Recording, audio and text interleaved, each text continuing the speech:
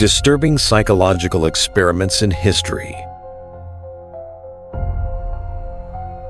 What if the pursuit of science crossed the line between curiosity and cruelty? Psychology has revealed the truth about the human mind, but sometimes the price was human suffering. These experiments weren't conducted by villains in fiction. They were real. They were approved. And the people involved never walked away the same. What you're about to hear was once considered necessary for science. Landis facial expression experiment. The study questioned whether emotions look the same in everyone. In 1924, psychologist Connie Landis ran a disturbing experiment. He filmed faces while exposing subjects to emotional triggers. Early tests, like music and ammonia, caused weak reactions. Landis escalated with shocking images and loud explosions. He then used live frogs and hidden electric shocks. Participants were shocked while searching inside a container. Next, they were ordered to kill a live mouse. Landis threatened to do it himself if they refused. Reactions ranged from crying to nervous laughter. One 13-year-old boy appeared near emotional collapse. Results showed no fixed facial expression for emotions. Smiling appeared often in extreme stress. A darker finding emerged about obedience. Nearly 2/3 obeyed and killed the mouse. The experiment revealed how authority overrides morals. Facebook Emotion Manipulation Experiment. You may already be part of a psychological experiment.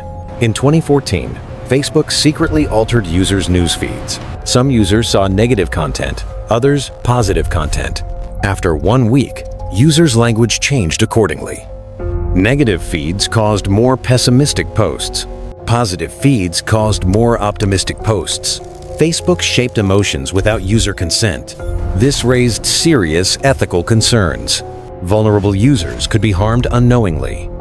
The experiment was still legal. Users agreed through the terms of service. Facebook continues to allow harmful content. Negative content increases engagement. Engagement generates profit.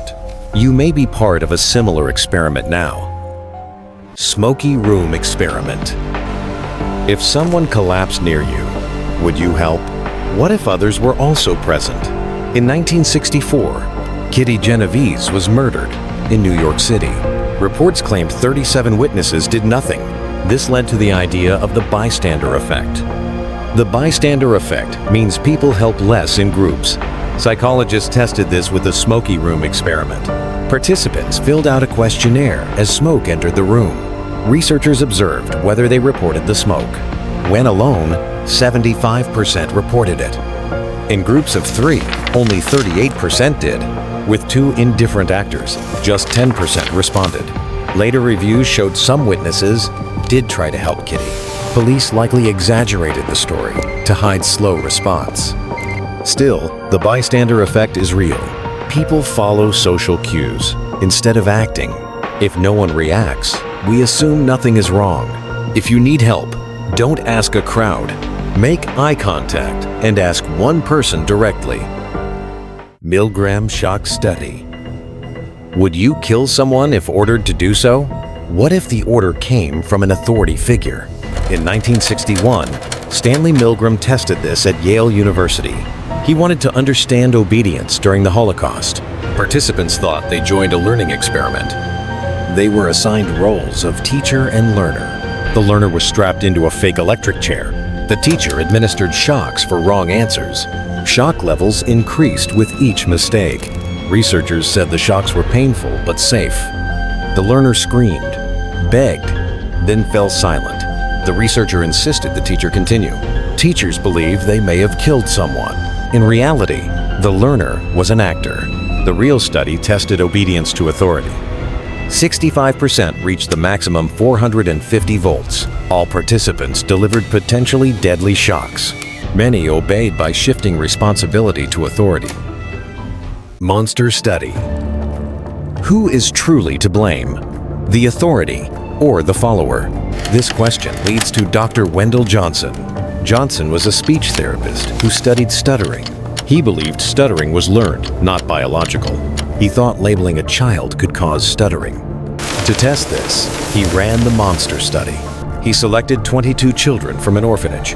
They were labeled as fluent or stutterers. Fluent children received praise and encouragement. Labeled stutterers were criticized constantly. Their speech was called defective despite being normal. This conditioning lasted 6 months. Praised children showed no negative effects. Criticized children became anxious and withdrawn. Many feared speaking and avoided friendships. Some developed lasting speech problems.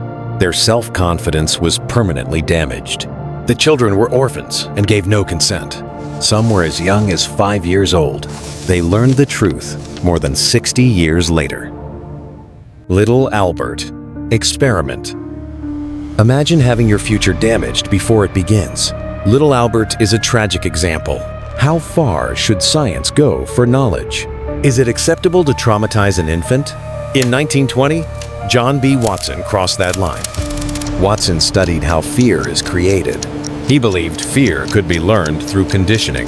He chose a 9-month-old baby called Little Albert. Albert initially showed no fear of strange objects. These included a monkey, fire, and a white rat. Watson paired the rat with a loud noise. The noise frightened the child. This pairing was repeated several times. Albert soon cried at the sight of the rat alone. He tried to crawl away in fear. The fear spread to similar objects. Albert feared rabbits, fur, cotton, and a Santa mask. Watson proved his theory. No effort was made to reverse the damage. The child received no help afterward. These experiments changed psychology forever, but they also forced the world to ask a haunting question. How far is too far in the name of knowledge?